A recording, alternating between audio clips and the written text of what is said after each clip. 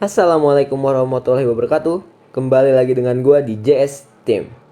Di sini gua mau ngejelasin tentang LOA atau disebut juga sebagai Law of Attraction, yaitu hukum tarik menarik, atau secara istilah disebut juga sebagai sebuah keyakinan di mana alam semesta bisa mengabulkan apa yang kita inginkan hanya dengan fokus memikirkan hal tersebut.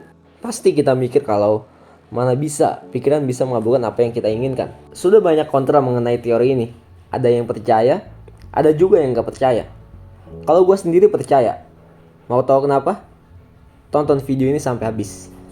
Tanpa kita sadarin, energi di pikiran kita ini bisa dikeluarkan. Contohnya, kita lagi mikirin ingin minum es kelapa, dan tiba-tiba es kelapa itu lewat depan kita. Itu bukan kebetulan, karena memang gelombang energi yang dikeluarkan dari pikiran kita akan menarik gelombang energi yang serupa.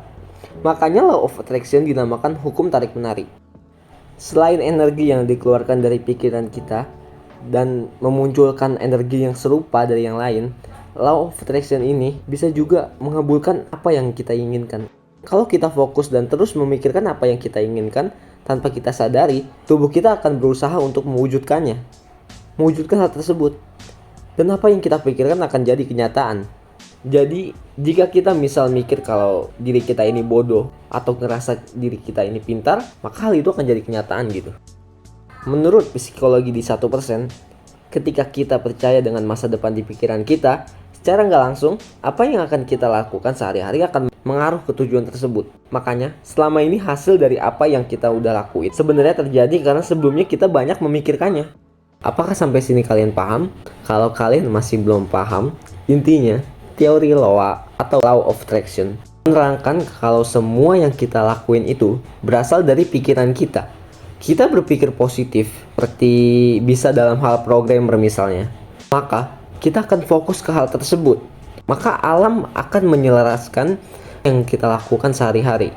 Atau kita ingin diterima beasiswa, maka keinginan kita akan diselaraskan oleh alam sehingga keinginan itu terwujud. Kebalikannya, bila kita berpikir negatif, maka apa yang kita lakuin juga negatif. Misalnya seperti berpikir hari kita ini sial terus, maka tentu saja keseharian kita maka akan sial juga. Pikiran kita menciptakan kehidupan seperti apa yang kita inginkan, tetapi juga menyiksa kita dengan segala hal yang negatif. Jadi gimana caranya agar teori LOA bekerja di hidup kita? Yang pertama, lu tentuin apa yang lu pengen. Tentuin dalam pikiran lu pasti punya tujuan kan. Tujuan itu yang jadi patokan lu. Terus lu pikirkan terus, pikirin kayak mikir kalau lu pengen bisa ini dan lu bayangin sendiri. Alihkan fokus di pikiran kita ke hal tersebut dan hilangkan pemikiran negatif yang bermunculan. Pemikiran negatif di sini seperti misalnya kita mau buka usaha dan kita takut bangkrut, maka hilangkan pikiran tentang bangkrut tersebut, atau kita gagal, atau kita menyerah, dan hilangkan semuanya. Kita kembali kepada fokus tujuan kita. Alasan apa sih yang membuat kita bangun usaha ini? Dan hilangkan pikiran-pikiran negatif, karena pikiran negatif akan memunculkan hal yang negatif juga. Perilaku kita otomatis akan negatif seperti yang gue jelasin tadi. Yang ketiga, memvisualisasikan apa yang lo pengen dalam pikiran. Kenapa gue ngomong gini? Karena ada satu contoh mengenai dua klub basket yang dua-duanya itu tidak latihan. Bedanya adalah tim A, ia memvisualisasikan kalau ia latihan, sedangkan tim B enggak. Dan di sini tim A menang kelak, padahal sama-sama tidak latihan. Yang membedakan hanya visualisasi saja. Tim A memvisualisasikan kalau ia sudah latihan, sedangkan tim B enggak. Dan ditemukan fakta bahwa membayangkan atau memvisualisasikan latihan bisa membawa dampak yang hampir sama besar dari latihan kondisi asli. Kita bisa atur kapan atau jadwal kapan. Kita bisa memvisualisasikan keinginan lewat pikiran kita. Seperti apa yang gue bilang tadi, kenapa gue percaya teori Law of Attraction ini? Padahal banyak orang kontra dengan teori tanpa bukti yang jelas seperti ini.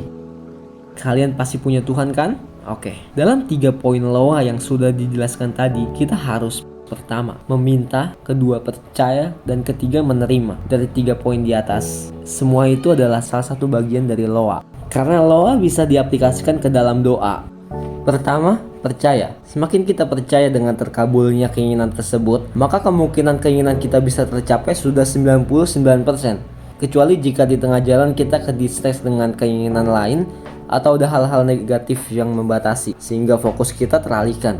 Yang kedua, menerima kejadian-kejadian yang diterima dengan menyelaraskan perasaan dan keinginan, sehingga pikiran kita tidak dibatasi oleh pikiran negatif, atau dalam hal lain disebut juga ikhlas dalam segala hal. Dan yang ketiga adalah meminta. Kita punya Tuhan dan kita hanya terus meminta dan meminta. Dalam doa disebutkan kalau kita disuruh untuk meminta dan meminta dan meminta, terus meminta. Maka dengan percaya dan menerima segala apa yang dikasih, maka sabar aja, keinginan kalian pasti akan tercapai. Dari 3 poin di atas adalah cara-cara menerapkan loa dalam kehidupan sehari-hari, termasuk dalam doa. Kita bisa menerapkan loa dalam semua segi kehidupan, seperti asmara, keuangan, pendidikan, pekerjaan, kesehatan, ataupun keluarga. Walaupun memang loa ini banyak yang kontra, tapi tidak ada salahnya bukan untuk mengambil bagian positifnya. Lagi pula, kita bisa gunakan teori loa jika kita sedang berdoa. Termasuk gua, yang bener-bener menurut gua ini ampuh banget. Dan kalau kalian masih ragu, kenapa kalian tidak coba aja langsung menerapkannya. Hanya dengan memikirkan dan menghilangkan pikiran negatif serta memvisualisasikan, maka keinginan kita bakal tercapai. Coba dulu beraniin diri untuk coba. Kalau gagal, coba bilang gua.